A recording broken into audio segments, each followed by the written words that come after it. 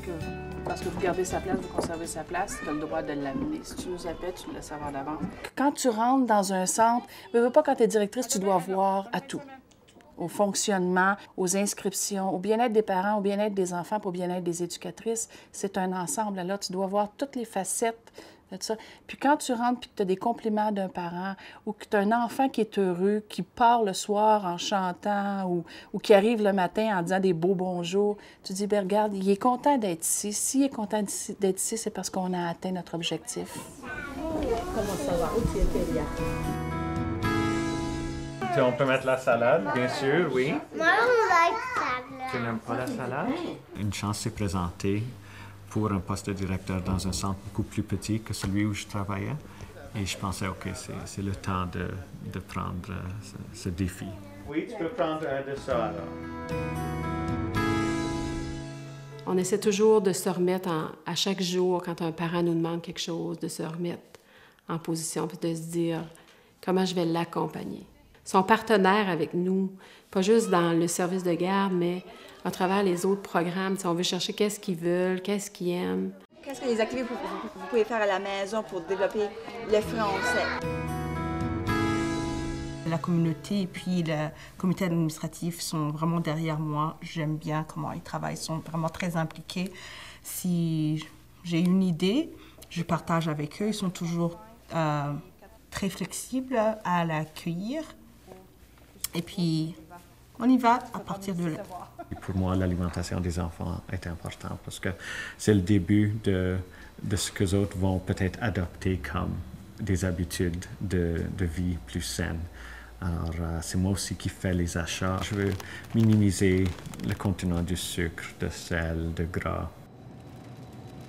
C'est important comme directrice de valoriser le travail auprès des éducatrices pour qu'elles se sentent bien dans ce qu'elles font, pour que ce soit des beaux défis pour elles, qu'elles se sentent bien dans ce qu'elles font, qu'elles puissent persévérer dans le métier puis rester. Puis je leur dis souvent aux éducatrices quand elles commencent, il ne faut pas que tu aies peur du ridicule, il faut que tu sois capable de te rouler à terre, il faut que tu sois capable de rire des petits imprévus tous les jours, il faut que tu sois capable de faire face à toutes ces choses-là pour pouvoir être bien dans ce que tu fais. Oh, tes muscles! Wow! Mon rôle de directrice, ça me permet d'être toujours en collaboration avec mes collègues éducatrices.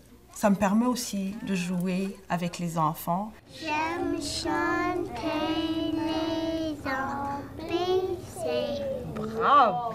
Puis ça me permet aussi, du côté administratif, d'avoir une idéologie de comment les choses se font administrativement dans les centres de la petite enfance. On trouve toujours quelque chose pour nous faire rire, pour que l'environnement reste léger puis heureux. Il y a des moments plus chargés que d'autres, mais ça fait que c'est tout équilibré à la fin. Pourquoi? Il y a un enfant anglophone qui arrive, puis qu'on l'a francisé par Noël, puis que par la fin des classes comme ça, qui te fait des grandes phrases en français, tu te dis « Hey, bravo! » Est-ce que c'est bon? C'est quelle couleur des bleuets? C'est bleu. Au revoir, Aurélie. Bonsoir. À demain.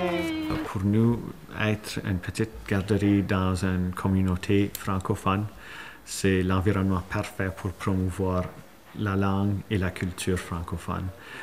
Et c'est ce que beaucoup de parents cherchent quand ils nous appellent pour demander s'il y a des ouvertures, parce qu'on n'est pas nombreux, les garderies qui sont disponibles, qui offrent ça comme programme. Madame Adèle dit, faites-lui une place, les amis. Alors, poussez-vous un peu. Laissez l'hippopotame rentrer. Les animaux crient, impossible, Madame Adèle, il n'y a pas de place.